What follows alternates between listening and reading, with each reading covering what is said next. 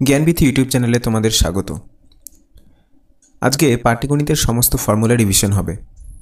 তোমরা অনেকেই রিকোয়েস্ট করেছিলে চ্যাপ্টার ওয়াইজ রিভিশন করার জন্য। আমি পুরো বইটাকে তোমাদের বিভিন্ন পার্টে ডিভাইড করেছি। চলো শুরু করা যাক।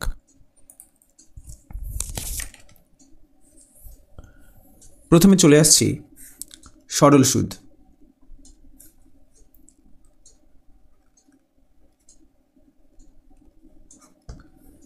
দেখো, সরল সুদ অধ্যায়ের ক্ষেত্রে এখানে তো আমরা মূলত সূত্র পড়েছিলে I ইকুয়ালস টু PTR/100, যেখানে P ছিল হচ্ছে আসল, T ছিল হলো সময় যেটা বছরে, R সমান বার্ষিক সুদের হার, যেটা সর্বদা আমাদের পার্সেন্টেজে দেওয়া থাকতো। I ইকুয়ালস টু PTR/100 সরল সুদ বের করতে গেলে এখানে আরও একটা জিনিস আমরা ব্যবহার করি, সেটা ক্যাপিটাল A সমান প্রিন্সিপাল প্লাস ইন্টারেস্ট, অর্থাৎ ক্যাপিটাল A হচ্ছে আমাদের সুদাসল, সুদাসল সমান আসল প্লাস সুদ। ঠিক আছে, এই গেল আমাদের সরল সুদ। এবার চলে আসছি চক্রবৃদ্ধি সুদের ক্ষেত্রে।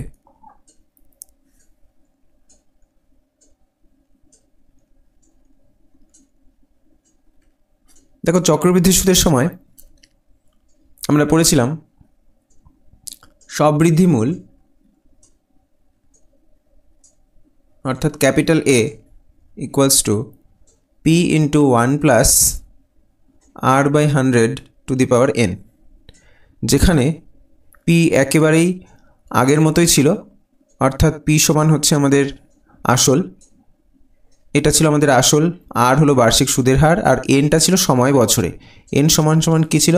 সময় বছরে, অর্থাৎ সরল সুদের ক্ষেত্রে যেটা স্মল t দেওয়া থাকে এখানে সেটাই হচ্ছে স্মল n। এবার যদি এখানে আমাদের কম্পাউন্ড ইন্টারেস্ট বের করতে বলতো, অর্থাৎ চক্র বৃদ্ধি সুদের সময় যদি সুদটা আমরা বের করতে চাই, অর্থাৎ যেটাকে সাধারণভাবে আমরা CI দিয়েও লিখতাম কম্পাউন্ড ইন্টারেস্ট, সেটার সমান হচ্ছে সবৃদ্ধি মূল থেকে তোমাকে প্রিন্সিপালটা মাইনাস করতে হবে।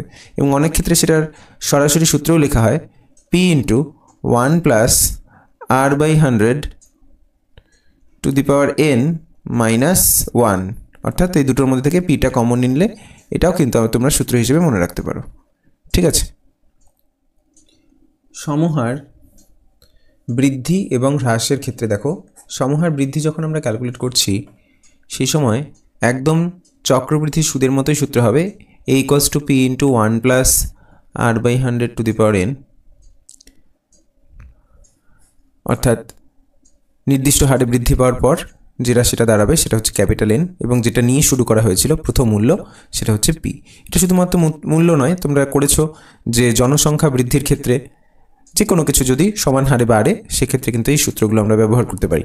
এছাড়া সমহার হ্রাস, মনে করো কোনো একটা জিনিসের মূল্য নির্দিষ্ট হারে হ্রাস পাচ্ছে, তাই না?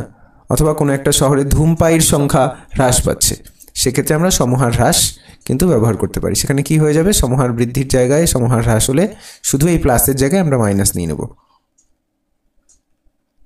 ঠিক আছে, এটা হলো সমহার বৃদ্ধি, আর এটা হচ্ছে আমাদের সমহার হ্রাসের সূত্র।